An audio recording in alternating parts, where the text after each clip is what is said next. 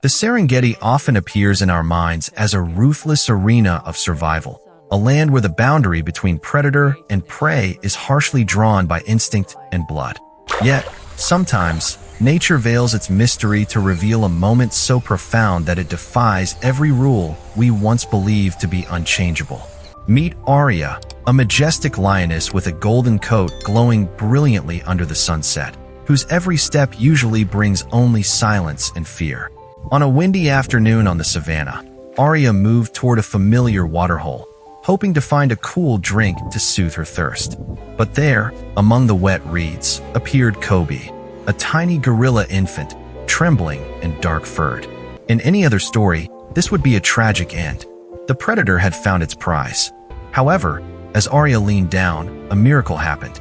There was no growl, no sharp claws extended. Instead, there was a look of deep empathy, a bridge built between two souls that were never supposed to meet. Today, we witness a story not about the hunt, but about a compassion capable of healing even the wildest hearts. To understand why Aria did not strike in that fateful moment, we must look deep into her sad amber eyes and her painful past. Only a few days prior, Aria's world had completely collapsed. A pride of aggressive nomadic male lions had swept through her territory, and in the brutal struggle to protect her bloodline, Aria had failed. Her little cubs were gone. The pain of a lioness losing her young is a silent but heavy power. It does not scream, but it gnaws at the soul.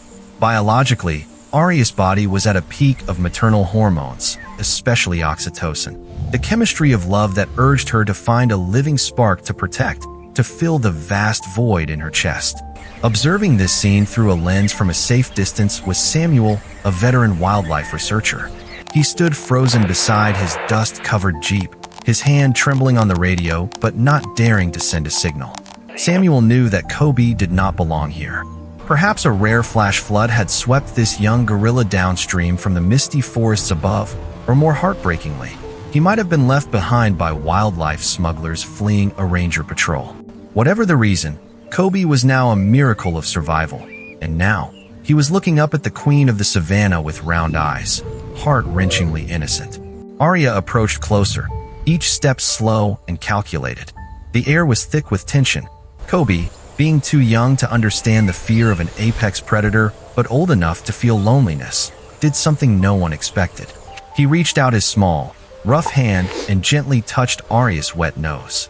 The world seemed to stop spinning in that split second. Aria did not growl. Instead, she made a soft chuffing sound, a vibrating noise from her throat that she used to call her lost cubs.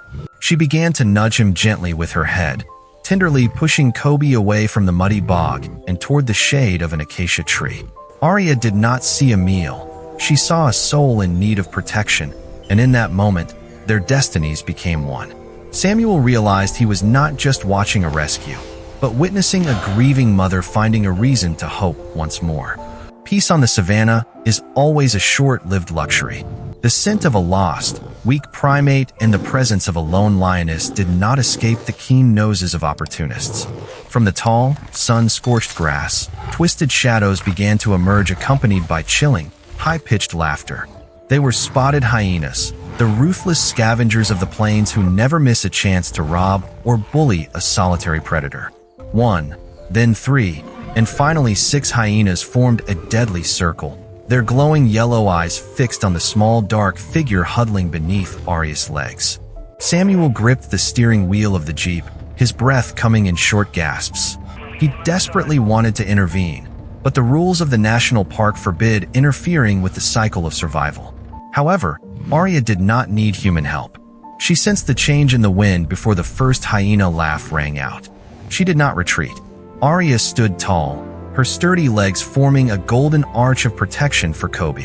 When the lead hyena lunged forward, baring jagged teeth to snatch the infant, Aria unleashed a thunderous roar that shook the very ground beneath Samuel's feet.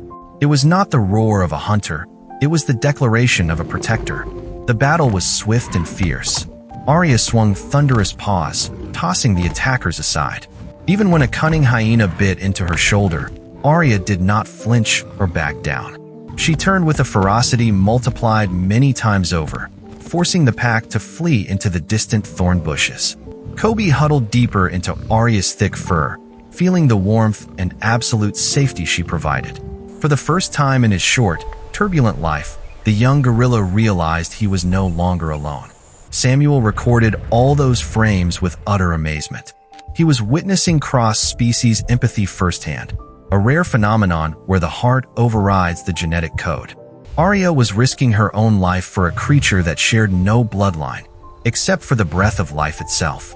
As the hyena pack vanished into the shadows of the acacia groves, a new sound began to echo from the forest edge, deep, rhythmic thuds that made the water in the hole ripple with every beat.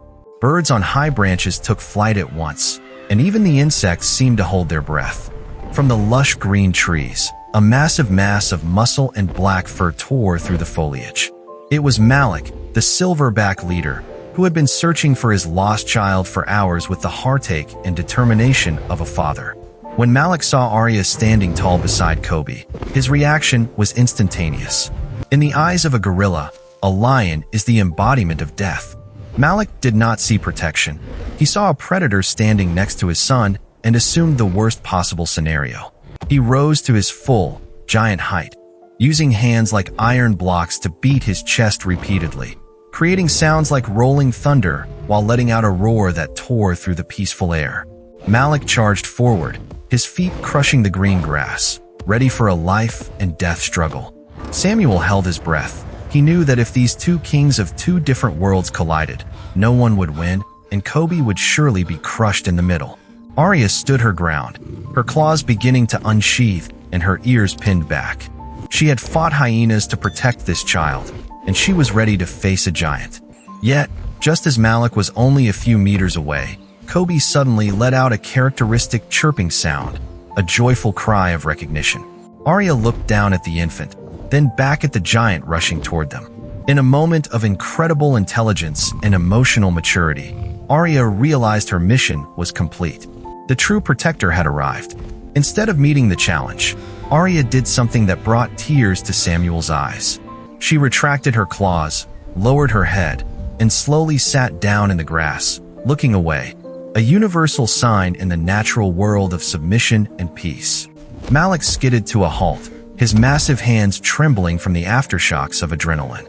He looked at the lioness, then at his son, the infant crawling toward him as fast as his tiny limbs could carry him.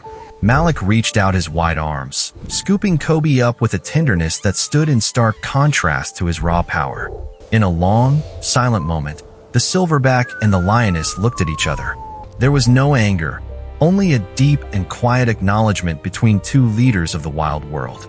The silhouettes of Malik and Kobe slowly faded behind the green canopy of the distant forest, leaving behind a strangely quiet space by the waterhole.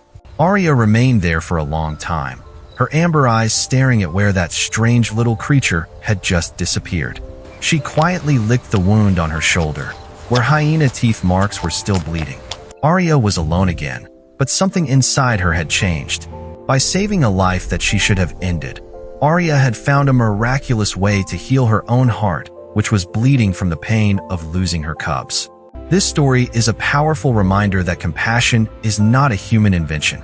It is a universal language, an invisible thread connecting all living things, even in the harshest environments on Earth.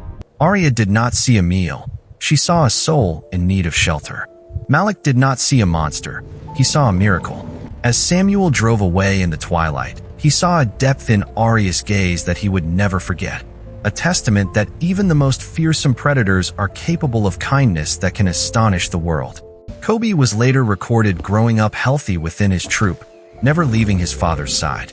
Aria also returned to her pride, her strength restored, and her soul more at peace after the compassion she chose to give. We often think of the natural world as a place of constant struggle, but moments like these show there is always room for grace. If the story of Aria and Kobe has touched your heart, please share it with someone who needs a reminder that love and protection can be found in the most unexpected places. In your opinion, what drove Aria to act that way? Was it maternal instinct or something even deeper? Share your thoughts in the comments. And if you want to explore more extraordinary encounters that defy the rules of nature, click the video showing on the screen. Thank you for joining us on this miraculous journey.